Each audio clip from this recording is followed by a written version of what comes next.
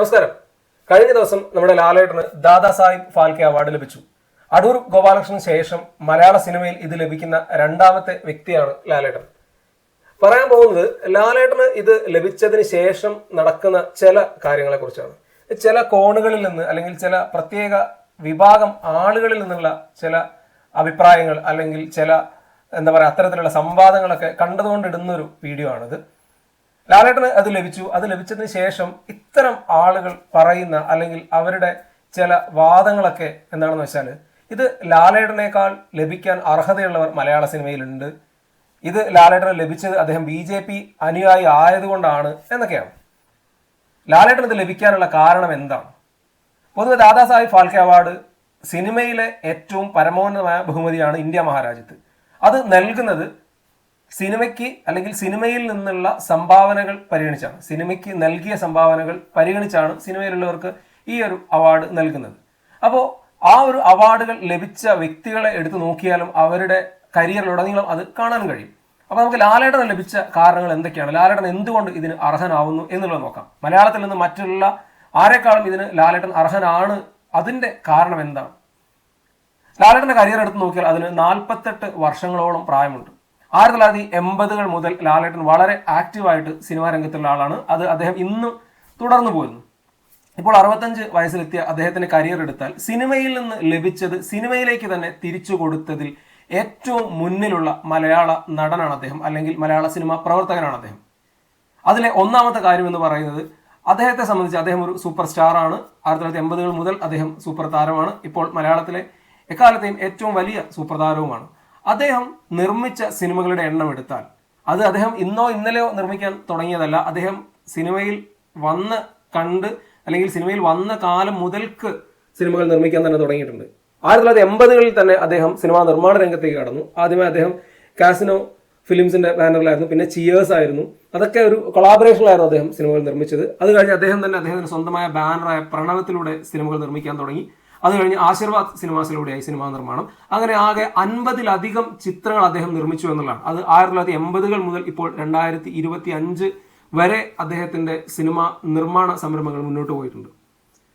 Indian സിനിമയിൽ തന്നെ അത്രത്തോളം സിനിമകൾ നിർമ്മിച്ച സൂപ്പർ താരങ്ങൾ ആരാണ് ഇത്ര കാലഘട്ടത്തിനിടയിൽ, ഇത്രയും നീണ്ടു നിൽക്കുന്ന കാലഘട്ടത്തിൽ? ഇനി അദ്ദേഹം നിർമ്മിച്ച സിനിമകളിലേക്ക് നോക്കിക്കഴിഞ്ഞാൽ നമുക്ക് മനസ്സിലാവുന്ന വേറെ കുറച്ച് കാര്യങ്ങളുണ്ട്. അദ്ദേഹം സ്വന്തമായി നിർമ്മിച്ച സിനിമകൾ ആദ്യം വന്നു തുടങ്ങിയത് പ്രണവത്തിലൂടെയായിരുന്നു. പ്രണവത്തിലൂടെ അദ്ദേഹം നിർമ്മിച്ച സിനിമകൾ കുറച്ചെണ്ണം നമ്മൾ എടുത്ത് നോക്കിയാൽ അതിൽ മുന്നിലുള്ളത് ഭരതം, കമലതളം, ഹിസാനസ് അബ്ദുള്ള, കാലാപാനി, വാനപ്രസം എന്നിവയൊക്കെയാണ്. ഈ സിനിമകളിലേക്ക് നോക്കിയാൽ ഈ സിനിമകൾ മലയാള സിനിമ കണ്ട എക്കാലത്തെയും ഏറ്റവും മികച്ച സിനിമകളുടെ കൂട്ടത്തിൽ മുൻപന്തിയിലുള്ളതാണ്. അത് കലാമൂല്യം കൊണ്ട് തന്നെയാണ്, ആ സിനിമകൾ നൽകിയ സംഭാവനകൾ കൊണ്ടുകൂടെയാണ്. കാലാപാനിയൊക്കെ അന്ന് മലയാള സിനിമയിൽ ചിന്തിക്കാൻ പോലും കഴിയാത്തൊരു സിനിമയായിരുന്നു. അത്രത്തോളം ബഡ്ജറ്റുള്ളൊരു സിനിമയായിരുന്നു. ലാഭം മോഹിച്ച് നിർമ്മിച്ചൊരു സിനിമയല്ല അത്.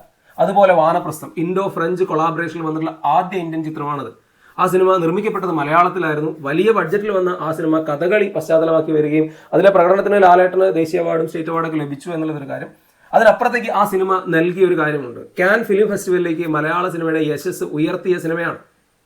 ചുവന്ന പരവതാനി വിരിച്ച് അതിലൂടെ ലാലേട്ടൻ നടന്ന് ചെന്ന് കാൻ ഫിലിം ഫെസ്റ്റിവലിൽ പങ്കെടുത്തപ്പോൾ മലയാള സിനിമയുടെ യശസ്സാണ് ഉയർന്നത്, ഇന്ത്യൻ സിനിമയുടെ യശസ്സാണ് ഉയർന്നത്.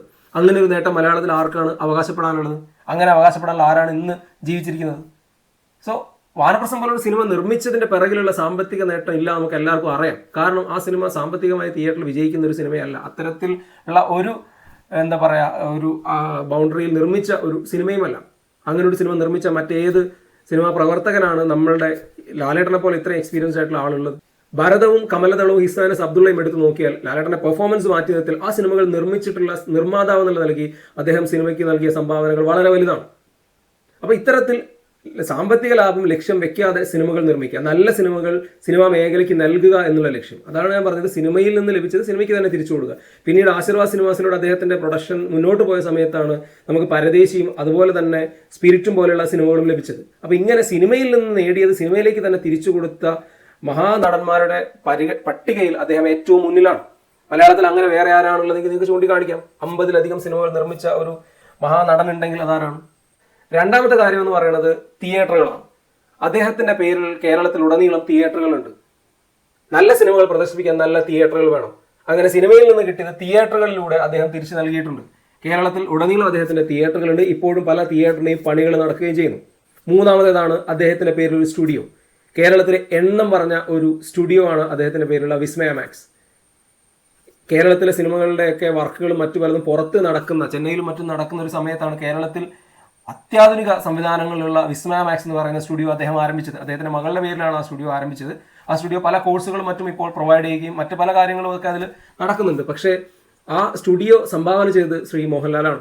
ഇനി നാലാമത്തേത്, ഒരു അഭിനേതാവ് എന്നുള്ള നിലയിൽ അദ്ദേഹം സിനിമയിൽ മാത്രം ഒതുങ്ങി നിൽക്കാൻ ശ്രമിച്ചില്ല എന്നുള്ളതാണ്. സിനിമയോടൊപ്പം തന്നെ പരിഗണന ലഭിക്കേണ്ട ഒന്നാണ് നാടകം എന്ന് തിരിച്ചറിഞ്ഞിട്ട് അദ്ദേഹം സിനിമയിൽ നിന്നുള്ള തിരക്കുകൾക്കിടയിൽ നാടകത്തിലേക്ക് പോയിട്ടുണ്ട്. നാടകത്തിന് പ്രചോദനം നൽകാനും നാടകത്തിലേക്ക് അദ്ദേഹത്തിന്റെ സംഭാവന നൽകാനും അദ്ദേഹം ശ്രമിച്ചിട്ടുണ്ട്. അദ്ദേഹം 7ഓളം നാടകങ്ങളുടെ ഭാഗമായി അതിലെടുത്ത് പറയേണ്ടതാണ് കർണഭാരവും ഛായാമുഖിയും കഥയാട്ടവും എല്ലാം. കർണഭാരം സംസ്കൃത ഭാഷയിലുള്ളതാണ്. ഛായാമുഖി മഹാഭാരത കഥയെ ആസ്പദമാക്കി വന്നത്. കഥയാട്ടം മലയാള സാഹിത്യ രംഗത്തെ ഏറ്റവും പ്രശസ്തമായ 10 കഥാപാത്രങ്ങൾ എടുത്ത് ചെയ്തിട്ടുള്ളത്. അപ്പം സിനിമയുടെ തിരക്കിൽ നിന്നുകൊണ്ട് നാടകത്തെ പരിപോഷിപ്പിക്കാനും നാടകത്തിലേക്ക് അദ്ദേഹത്തിൻ്റെതായ സംഭാവനകൾ നൽകാനും അദ്ദേഹം ഇറങ്ങി തിരിച്ചിട്ടുണ്ട്. അത് അക്കാലത്തൊക്കെ വലിയ രീതിയിൽ പ്രശംസ ലഭിച്ചതുമാണ്. കാരണം ഇന്ത്യയിലുടനീളം പല വേദികളിലായിട്ട് നാടകം അവതരിപ്പിക്കാനായിട്ട് ഇന്ത്യയിലെ ഏത് സിനിമാ സൂപ്രതാരമാണ് ശ്രമിച്ചിട്ടുള്ളത്, അല്ലെങ്കിൽ സിനിമാ താരമാണ് ശ്രമിച്ചിട്ടുള്ളത്? സിനിമകളുടെ എല്ലാ സൗഭാഗ്യങ്ങളും അനുഭവിച്ചുകൊണ്ട് തന്നെയാണ് മോഹൻലാൽ എന്ന് പറയുന്ന വലിയ നടൻ അതിനുവേണ്ടി ഇറങ്ങി തിരിച്ചത്.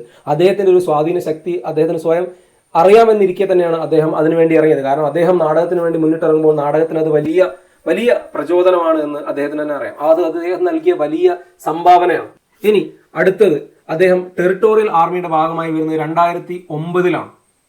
2009 ടെറിട്ടോറിയൽ ആർമിയുടെ ഭാഗമായി അദ്ദേഹത്തിന് കേന്ദ്ര സർക്കാർ ലഫ്റ്റനന്റ് കേണൽ പദവി നൽകി ആദരിക്കുന്നു. അതിനുശേഷം അദ്ദേഹം ആർമിയുടെ ഭാഗമാണ്. പല സമയങ്ങളിലും അദ്ദേഹം ആർമിയുടെ പരിശീലനങ്ങളിലും അദ്ദേഹം ആർമിയുടെ പരിപാടികളിലും പങ്കെടുക്കുകയും അദ്ദേഹം പട്ടാളത്തിന്റെ ഭാഗമായി, ഇന്ത്യൻ സേനയുടെ ഭാഗമായി നിൽക്കുന്നത് യുവാക്കൾക്കും അല്ലെങ്കിൽ യുവതലമുറയ്ക്കൊക്കെ വലിയ പ്രചോദനമാണ്. കാരണം മോഹൻലാൽ എന്ന് പറയുന്നത് മലയാളത്തിലെ ഏറ്റവും വലിയൊരു ബിംബമാണ്. അപ്പോൾ അദ്ദേഹം ആർമിയുടെ ഭാഗമായി നിൽക്കുമ്പോൾ, ആർമിയുടെ ചിട്ടകൾക്കും മറ്റും അനുസരിച്ച് അദ്ദേഹം നിൽക്കുന്ന സമയത്ത് അത് വലിയ രീതിയിലുള്ള പ്രചോദനം നൽകുമെന്നുള്ളതിൽ യാതൊരു തർക്കവുമില്ല. അപ്പോൾ ആർമിയോട് സഹകരിച്ച് അദ്ദേഹം പല പൊതുപരിപാടികളും പല കാര്യങ്ങളിലും അദ്ദേഹം പങ്കെടുത്തിട്ടുണ്ട്. അദ്ദേഹത്തിന്റെ സിനിമാ തിരക്കുകളിൽ നിന്ന് മാറി അദ്ദേഹം പല സമയങ്ങളിലും പല പരിശീലനങ്ങൾക്കുമായി ആർമിയുടെ കൂടെ ചേരുകയൊക്കെ ചെയ്തിട്ടുണ്ട്. അത് ഇന്ത്യൻ സിനിമയിൽ മോഹൻലാലല്ലാതെ മറ്റാരും ചെയ്തിട്ടില്ല. അത് വലിയൊരു ഉത്തരവാദിത്തമാണ്. ആ ഉത്തരവാദിത്തം വളരെ ഭംഗിയായി നിറവേറ്റിക്കൊണ്ടിരിക്കുന്ന ഒരു കലാകാരനും കൂടിയാണ് ലാലേട്ടൻ. ഇനി അതുപോലെ അടുത്തൊരു കാര്യമാണ് അദ്ദേഹം സംസ്കൃത ഭാഷയ്ക്ക് നൽകിയ സംഭാവന. സംസ്കൃത ഭാഷയെ പരിപോഷിപ്പിക്കാനും അത് സംസ്കൃത ഭാഷയെ എന്താ പറയുക മുന്നോട്ട് കൊണ്ടുവരാനും വേണ്ടി, അതിലൊരു പൈതൃകം കാത്തു സൂക്ഷിക്കാനും വേണ്ടി അദ്ദേഹം ചെയ്തിട്ടുള്ള കാര്യങ്ങൾ. അദ്ദേഹം ഒരു പ്രമുഖ ചാനലിൽ പോയിരുന്ന് സംസ്കൃതത്തിൽ വാർത്ത വായിച്ച കാര്യവും സംസ്കൃത ഭാഷ പഠിച്ച് സംസ്കൃതത്തിൽ നാടകം ചെയ്ത കാര്യവും ഒക്കെ നമുക്കറിയാവുന്നതാണ്. അതിന്റെ പേരിൽ ലാലേട്ടന് സംസ്കൃത സർവകലാശാലയായ കാലടി സർവകലാശാല ഡീലിറ്റ് നൽകി ആദരിക്കുക വരെ ഉണ്ടായി. മറ്റേത് അഭിനേതാവിനാണ് അല്ലെങ്കിൽ മറ്റേത് സിനിമാ പ്രവർത്തകനാണ് അങ്ങനെ ഒരു കാര്യം അവകാശപ്പെടാനുള്ളത്? ഇതെല്ലാം മോഹൻലാലിന്റെ മഹത്വമാണ്, മോഹൻലാൽ മാത്രം ചെയ്തിട്ടുള്ള കാര്യവുമാണ്. ഇതെല്ലാം മറ്റുള്ളവരിൽ നിന്ന് മോഹൻലാലിനെ ശ്രേഷ്ഠനാക്കുന്നുവെന്ന് എടുത്തു പറയേണ്ടതില്ല. ഇതൊന്നും ചെയ്ത ആരും തന്നെ ഇല്ല. വെറുതെ ചുമ്മാ നമ്മളിങ്ങനെ മോഹൻലാലിനേക്കാൾ അർഹതയുള്ളവരുണ്ട് എന്ന് പറഞ്ഞിട്ട് കാര്യമില്ല. ഈ നിരത്തി പറഞ്ഞിരിക്കുന്ന കാര്യങ്ങളെ പോലെ പറയാൻ മറ്റുള്ളവർക്ക് എന്താണുള്ളത്? 48 വർഷത്തെ കരിയറോ അദ്ദേഹം ചെയ്ത കഥാപാത്രത്തെക്കുറിച്ച് ഒന്നും ഞാനിവിടെ പറഞ്ഞിട്ടില്ല. പകരം അദ്ദേഹം ചെയ്ത അഭിനേതാവെന്നതിന്റെ അപ്പുറത്തേക്ക് അദ്ദേഹം ചെയ്തിട്ടുള്ള കാര്യങ്ങളെക്കുറിച്ചാണ് പറഞ്ഞത്. ഇനി ഒരു അഭിനേതാവെന്ന നിലയിൽ പോലും എടുത്തു നോക്കിയാൽ 29ാമത്തെ വയസ്സിൽ ദേശീയ അവാർഡ് നേടുകയും 26ാമത്തെ വയസ്സിൽ സംസ്ഥാന അവാർഡ് നേടുകയും ചെയ്തിട്ടുള്ള കലാകാരനാണ് അദ്ദേഹം. 31 വയസ്സിൽ 2 ദേശീയ അവാർഡുകളും 39 വയസ്സിൽ 3 ദേശീയ അവാർഡുകളും സ്വന്തമാക്കിയിട്ടുള്ള കലാകാരനാണ് അദ്ദേഹം. അപ്പൊ അങ്ങനെയുള്ള കലാകാരന്മാർ മലയാളത്തിൽ വേറെ ഇല്ല എന്നിരിക്കെ മോഹൻലാലിനോളം അർഹതയുള്ള വേറെ ആരാണുള്ളത്? മോഹൻലാലിന് പകരം വേറെ ആൾക്കായിരുന്നു ലഭിക്കേണ്ടത്, അല്ലെങ്കിൽ മോഹൻലാലിനോട് അർഹതയുള്ള വേറെ ആളാണ് എന്നൊന്നും പറയാൻ ഒരു കഴമ്പുമില്ല. കാരണം മോഹൻലാലിനോളം അർഹതയുള്ള മറ്റാരും തന്നെ ദാദാ സാഹിബ് ഫാൽക്കെ അവാർഡ് ഇന്ന് മലയാളത്തിലില്ല. ഇനി അത് ലഭിക്കാൻ അർഹതയുള്ളവർ ഉണ്ടെങ്കിൽ തീർച്ചയായിട്ടും വരുന്ന ആളുകൾ ലഭിക്കട്ടെ. മോഹൻലാലിനോളം ഇന്ന് അതിന് അർഹതയുള്ള മറ്റൊരാളില്ല എന്നുള്ളത് ഏറ്റവും എഴുതപ്പെട്ട സത്യം തന്നെയാണ്. അതിനകത്ത് യാതൊരു തർക്കവുമില്ല. കാരണം ഈ എണ്ണി പറഞ്ഞ കാര്യങ്ങളൊന്നും നേടിയ മറ്റൊരു സിനിമാ പ്രവർത്തകനും ഇന്നിവിടെ ഇല്ല എന്നിരിക്കെ വെറുതെ നമുക്ക് ചേർത്ത് പറയാൻ ഒരു പേരുള്ളത് കൊണ്ടൊന്നും കാര്യമില്ല. അതിലൊന്നും മോഹൻലാലിനെ പോലെ യോഗ്യത വരുന്നില്ല എന്നുള്ളതാണ് സത്യം.